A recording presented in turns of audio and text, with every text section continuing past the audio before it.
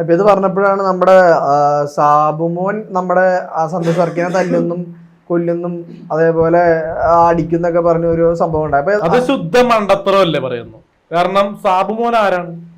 പുള്ളി ആക്ടറാണോ? വലിയൊരു ആക്ടറാണോ? പുള്ളി എന്നെ ബഹുമാനിച്ചില്ല, അറിയോ? ഞാനൊരു ഫോട്ടോ വെച്ചപ്പോഴേ പറ്റില്ല, മനസ്സിലായേ? ആ ഒരു നാക്ക്. ഇപ്പൊ ഞാൻ വെറുതെ വരുന്നപ്പോഴും പല പല ഓഡിയോ ലോഞ്ച് പ്രസ് മീറ്റൊക്കെ പോകുമ്പോൾ സമയത്ത് പ്രസ് മീറ്റൊക്കെ അറ്റൻഡ് കാണാൻ വേണ്ടി പോണ സമയത്ത് ഈ നടന്മാരൊക്കെ എന്നെ നല്ല രീതിയിലാണ് ഇപ്പോൾ സ്വീകരിക്കുന്നത്. എനിക്ക് അതൊരു മോശം അനുഭവം അതിലുണ്ടായിട്ടില്ല. പക്ഷെ സാബുമോനും ചില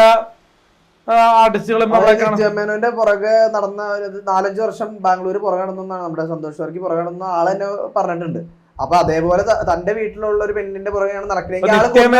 നിത്യമേനോൻ ചേച്ചി ഒരു കല്യാണം കഴിക്കാത്തോണ്ടായിരിക്കണം ഇങ്ങനെയുള്ള ഒരു പുറകെ ഉണ്ടായത്. അല്ല, സൗമ്യം പറഞ്ഞ ആളെ കൊന്നുകളയാ, എന്റെ വീട്ടിലുള്ള ഒരാളെ കൊന്നുകളയെന്നുള്ള സംഭവം പറഞ്ഞിരുന്നു. അതല്ലേ? കാരണം താങ്കളുടെ പെങ്ങളുടെ പുറകെ അതല്ലേ ഞാൻ പറഞ്ഞത്. ഒരു കംപ്ലൈന്റ് കൊടുത്താൽ പോരെ, അറസ്റ്റ് ചെയ്താൽ പോരെ, പുള്ളിനാ ജയിലിലിട്ടാ പോരെ സന്തോഷ് വർക്കിനാ. അല്ലെങ്കിൽ ഒരു ഞാൻ പറഞ്ഞതാണ്, പുള്ളി ഒരു പൊതുശല്യമായിട്ട് ആൾക്കാർ വന്ന് ജയിലിലിടുക. പക്ഷെ അങ്ങനെയുള്ള ഒരു ഇതൊന്നും ഇല്ല കാലത്ത്. ഈ ഒരു സ്റ്റേഷൻ പരിധിയിലും അങ്ങനത്തെ ഒരു പെട്ടെന്ന് അങ്ങനെ കേസെടുക്കൂല. പിന്നെ തല്ലാന്ന് വെച്ചാൽ പുള്ളിനെ ഉപദേശിച്ച് മാറ്റാം. പുള്ളിക്ക് എന്തോ ഒരു ഡിപ്രഷൻ ഒക്കെ ഉണ്ടെന്നൊക്കെ പറയണം. മാനസിക രോഗിയാണെന്നും കൂടി ഉള്ള സ്റ്റേറ്റ്മെന്റ് പറഞ്ഞിരുന്നു. ഞാനാ അല്ല, സന്തോഷിച്ച ആറട്ടന് പുള്ളി ഒന്ന് ഗുളിക കഴിക്കണം എന്നൊക്കെ പറയുന്നുണ്ട്. അറിയില്ല എന്താ വെച്ചാൽ.